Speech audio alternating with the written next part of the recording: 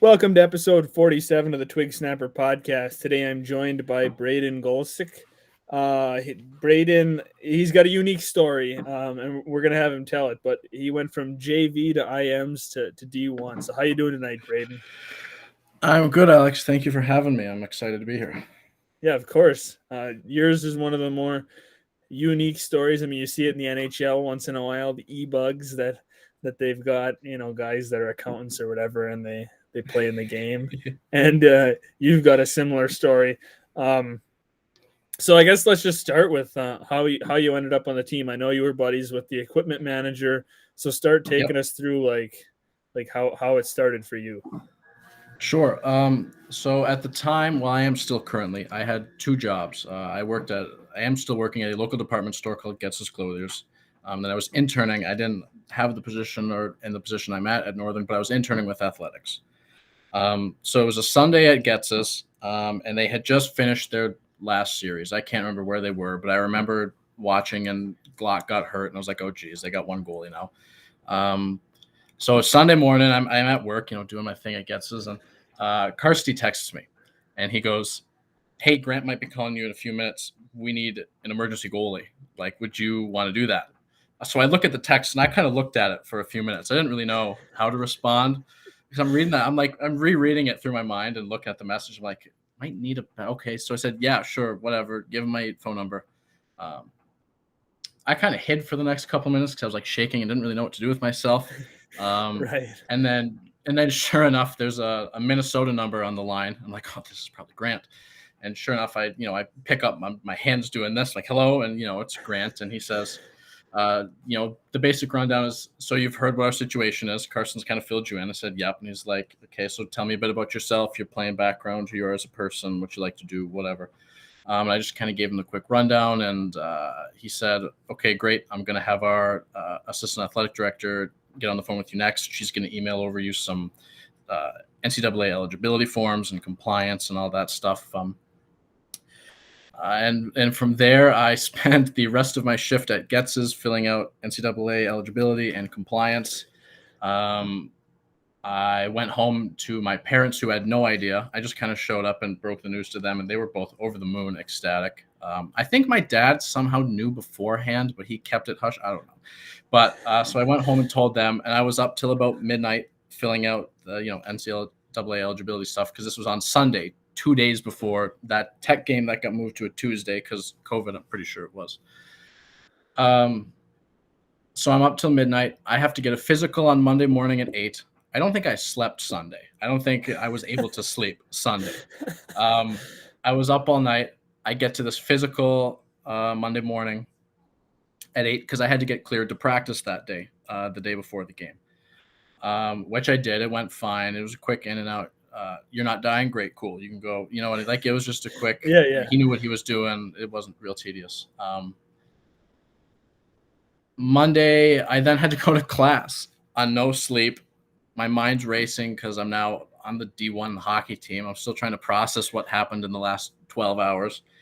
And there's a funny story. I got to my early class, and the class itself was just, you could tell it was a Monday, right? You know what Mondays and classes are like, but this one was a particular Monday for everyone in the class.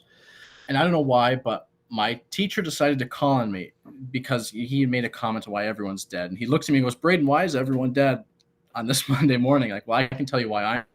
Because I'm on no sleep. I had a physical 2 hours ago, and I will be practicing and playing with the D1 hockey team.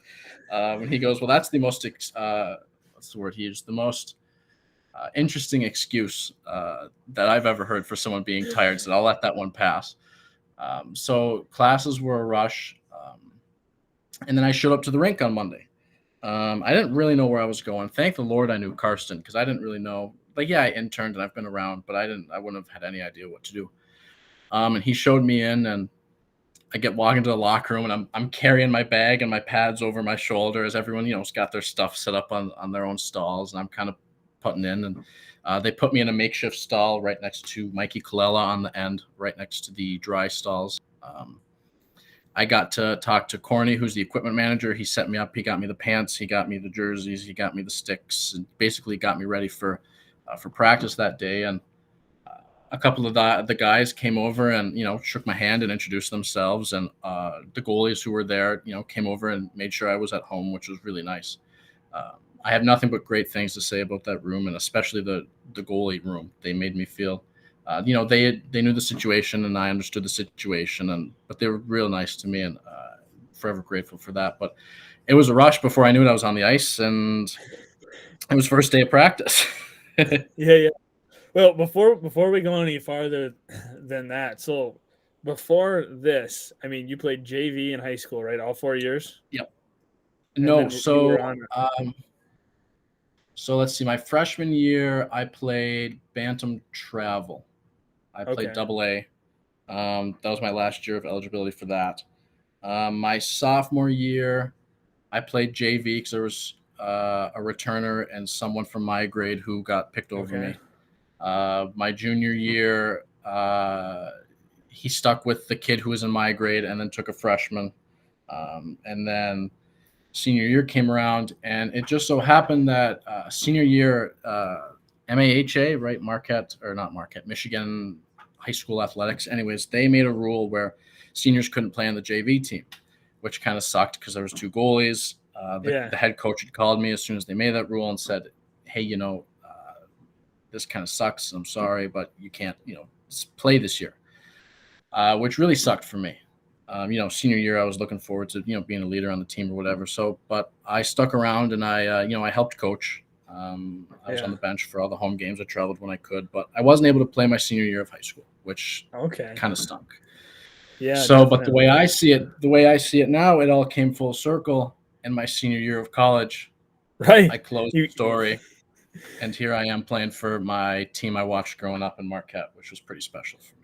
Yeah. So, I mean, in the other years of college, were you just playing intramurals?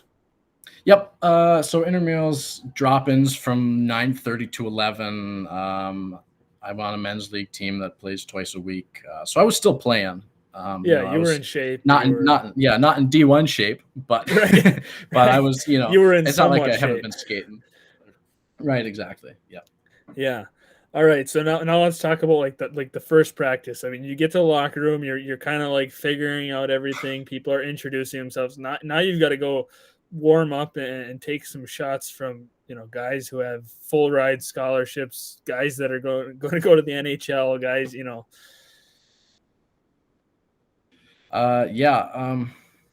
It was a lot. I think I got out there like a half an hour before we were supposed to be on the ice, just because I was that excited and ready to go, and I was anxious and wanted to get out there as soon as I could.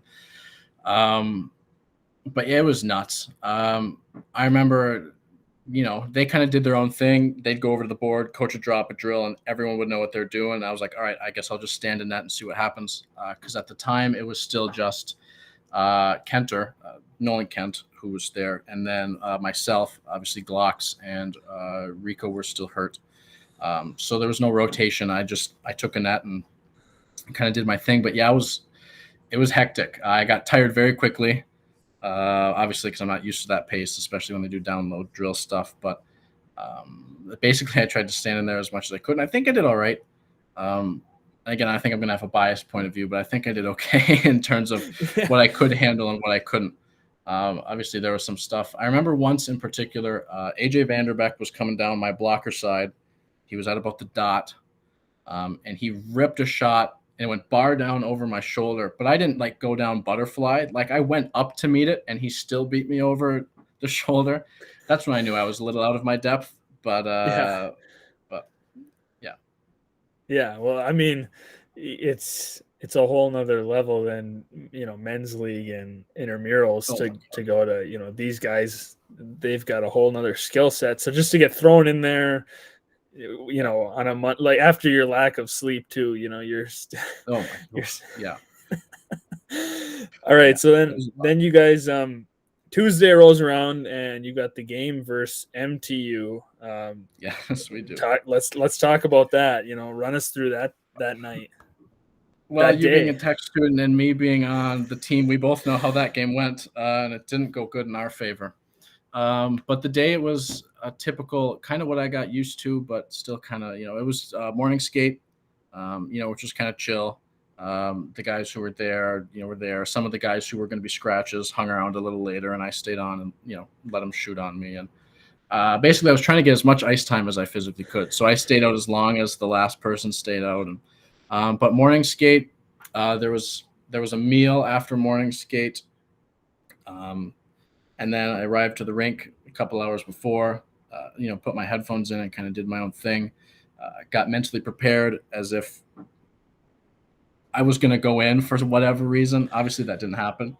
But, I prepared myself and went through all my routines and different things I'd like to do. And I went out on the bench and I visualized and did all the weird, quirky things that goalies like to do. And then game time rolls around. And before I know it, I'm standing at the back of the line waiting to go out as the lights are off in the Barrie and the horns are playing and we're jumping out onto the ice. It was all really kind of a blur. Everyone kind of did their own thing and kept their head down. And I didn't really have time to take it in because in 72 hours, I went from not being on the team to being on the bench. So really, it was just by the seat of my pants. But yeah, it was incredible. I haven't experienced anything like it before. It truly was amazing. Right. I mean, you go, like you said, 72 hours. You go from thinking like, oh, I'm going to go watch the game. It's probably going to be a good game to like now, if Kent gets hurt, I'm all they've got. Yeah. Oh boy. Like well, you had to have thought about that. Like, what if he gets hurt? I did. Well, that wasn't the first time I really had any sort of thought like that was after the first shot of the game went in. I kind of, as soon as that happened, I was like, oh no, is this really what's going to happen? And then the second one went in, and then the third, and then the fourth, and then we're in between periods. And I'm sitting there and I didn't know what to do. I didn't look at anyone. I was, all these different scenarios were running through my head. Like, oh my God, am I going to go in this game? Am I going to, like what's going to happen to me? And then, start a second, coach gave his little speech in between the locker and between periods. And the fifth one goes in and I'm kind of looking up at coach, seeing if he's looking at me at all and giving, any sort of nod, which he never did. Thankfully, I would have gotten lit up, but no, it was really good. That was running through my mind pretty much the entire game until that final horn blew. Was okay. Am I going to go in this game? If that's the case, I got to get mentally ready, which at the time I think I was. Obviously, they're D1 guys. I probably wouldn't have done great, but mentally, I was at the point where, okay, I've done this before. I've came in relief of someone. It's the same old thing. I'll just go in and do what I can. So, but obviously that never happened. And that's a tough spot for me. That's a tough spot for Grant. That's, you just bring me in and I've played JV and travel 14U hockey, so, but yeah, right. The whole experience was great. The atmosphere, being able to experience that rivalry atmosphere from the bench in front of a packed house, and it was really loud and there's a lot of energy. It's like nothing I've ever experienced before. What about the national anthem? Just standing out there, middle of the ice. That's got to be a different feeling. Yep. I think I was all the way on the end. I think I was next to Mac Byers. But yeah, it was, taking my helmet off and hearing the anthem with, it was the calm before the storm. People say that all the time. It's a real thing. Everything was, I'm keeping my legs warm, like I'm ready to go. And I think that was probably the longest 3 minutes ever was, sitting and listening to that anthem, but it was all good. Yeah. Did it make it better for you? Like this whole experience better, the fact that they played Tech that night? Like it wasn't Bowling Green or Bemidji Stadium. Right. It was Michigan Tech. It was Northern's rival. You grew up being a Northern fan. You knew all about the rival. You're a Northern student, and now the first game you dress is against Tech. Yeah, it definitely made it special. You're 100% right. And it made the environment in the building and at school, because obviously my friends had caught on and they're texting me and calling me, and it was a real special thing. Obviously, it's the NMU and Tech is one of the best rivalries in college hockey. Period. Oh yeah, like that's just period. So to be able to be a part of that as a kid growing up in Marquette, going to all these games, watching NMU Tech, to watch it and then work for it and then be involved in it. yeah, that's something I'll never forget for sure. Right, definitely. That's a peg on memory lane that's going to stick out for a long time. Obviously, like we said, me being a tech student, you being on the team, we know how that game went, so we don't need to go in any depth there. And I don't need to rub any salt in the wounds. I won't do that. But like after that game, did you kind of get in the groove then? You have to regularly go to practice, be a part of the team. Yeah, I did. I was able to settle down. Well, the big thing is the rest of my world kind of calmed down too. Because in that same 72 hours, not only was I shifting around, I was on the D1 hockey team, but I'm shifting around my work schedule at Getz's, my classes at school. I think I had to drop a class. I had to switch into a professor's different hour later in the day because his class was during practice. I had to change my intern hours. I'm now on the team, so I got to worry about this. So that first week really was just, I couldn't really like focus. I just kind of, like I said earlier, I was hanging on by the coat of the seat of my tail, and I was kind of taking things one step at a time. But because it was a Tuesday, we didn't have games that next weekend. I think we had the weekend off because the schedule aligned that way. But yeah, I was able to get into a little bit of a rhythm, settle down. I got into my schedule. My classes have now changed. Work is now, changed and shifted. School's now shifted, and got into a groove, which I wrote out for the rest of the semester. And yeah, that definitely helped getting out of that first week. But that first week, man, oh boy, that was calls and texts and messages and things shifting. Yeah, it was crazy for sure. Yeah, one of the most hectic weeks of your life, Maybe not, maybe the most. I don't know, one of them. It might have been the most. Yeah. Did you have a lot of, did you get a lot of texts and calls, Snapchat, from people in the community, your friends, all that stuff when they found out like, oh, Braden's on the team now? So I think what really, obviously my parents knew and they told the relatives, and I was getting calls from relatives, and I told all my buddies and whatever. And then my athletics department had posted it like the signing announcement or whatever on our socials. And then from there it was, anyone who knew me was calling me, texting me, wanting to hear what the scoop was. And at that point I didn't really know either because it had just happened 24 hours ago, so I told them what I could and that I was excited, and there was a lot of congratulations and we're rooting for you. And I got a lot of texts after the game of people being, you should have went in. These should have put you in, and we're upset we didn't get to see you play. And like, oh, I know, yeah. But it was good. It was really great to have all that support from family and friends and everyone watching. So that was really nice. Yeah, and he ended up dressing for 2 more games.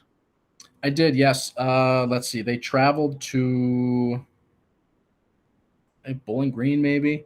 And then I think we hosted Ferris. I think that's what it was. And a cool story here, again, which speaks to the level of professionalism and of the goaltending room. So Glocks had came back by that time because Glocks had traveled to the series before because we had that week and a half off. So he was able to get back and good enough to where he can travel. And in college hockey rules, you're only allowed 2 goalies when you travel, but you're allowed 3 at home. So the next series comes around, and up on the locker room, we've got, the line combinations, and there's the forwards, there's the defensemen, and then there's the slots for the goalies and kind of the order of the pecking order, who's starting, backup, and who's third string for home games. And I think it was Kenter, who after the practice a day or two before, I was getting dressed in the dry stall, and he comes up to me and he goes, "Are you dressing come this weekend?" And I go, "Well, yeah, I'd like to. You're allowed 3, whatever." And he goes, "Well, I can ask coach, like, you should be dressing. You want to dress? I'm going to, I'll ask coach and, make sure that you're on the bench for this weekend," which was really special. And I'm very grateful for him. And I don't know if that was or wasn't Grant's plan. Obviously, that wasn't meant to bash coach.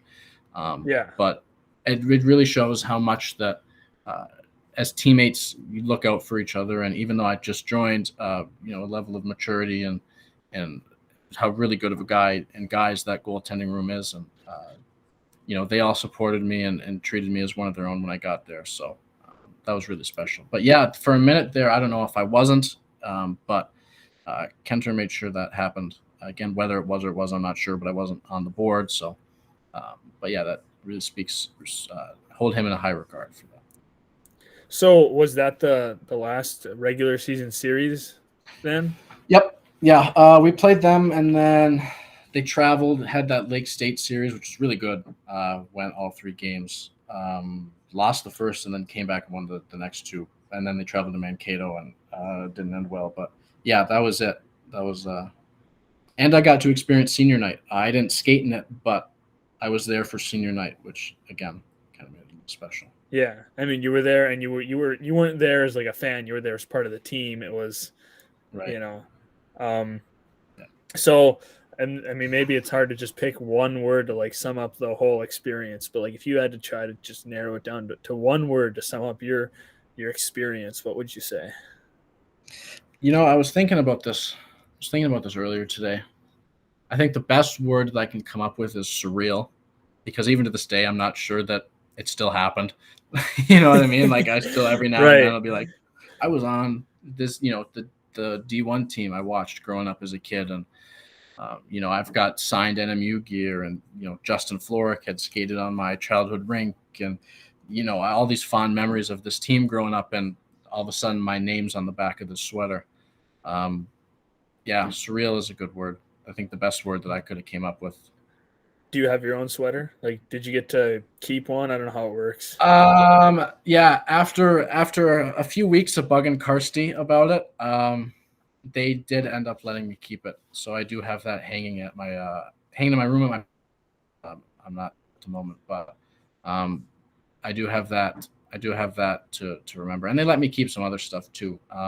The pants I wore. I got to keep a couple sticks and a few other things. But, yeah, I do have my jersey with my name on it, which will forever solidify that I was indeed part of that team. Hey, the internet's going to help too. I mean, you're on, like, if you go to that 21, 22 roster, you can find your name. Yep. You're on the CCHA's website. Like, you can find it all over the place. And I'm also sorry, go ahead. Go ahead. No, you can go first. So, in the locker room, so NMU just got the locker renovation. I'm not sure if you're familiar, but the locker room got totally redone. It looks really nice. Oh, it's so sweet in there. Of course, the year after I wasn't there, hey. But yeah, it's really sweet. But so in the players' lounge, there are these plaques, and each plaque has a little jersey in the corner with a number on the back, and it's basically a list of every player in program history who has worn that number.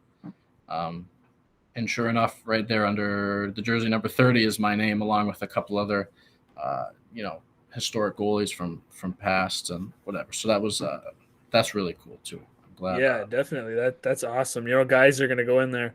They're going to be looking at, who else wore number 30? And who's this? Yeah, right. Who's this Braden Golisek? Who is this Never guy? heard this kid before, yeah. Yeah, that's awesome. And you still work with NMU Athletics currently? I do, yes. So I graduated last year in spring. And I kind of took a little bit off I was at Getz's full time, because I was part-time during the school year. And so I was at Getz's full time, and I was, applying to different places because what I want to do is sports information is what I want to do. So, I was applying to different places, and, nothing hit. And then all of a sudden, one of my bosses, who I interned under, sports information director. It's not called that here, but basically sports information director. She had taken a job somewhere else. So my other boss, like, hey, you're still in town. Would you want to help out for a little bit until we fill that position? I said, well, sure. So I'm back working. I've got a little bit of a higher role than I would as an intern, but don't technically have the job. I'm temporary labor at the moment. But as soon as that pops up, I'm gonna apply for it. I've been there for the past couple months doing this. So, yep, I'm at the rink just about every day. I'm in the office just about every day. I follow all of our other 22 varsity athletics programs, and men's and women's basketball and season track just started.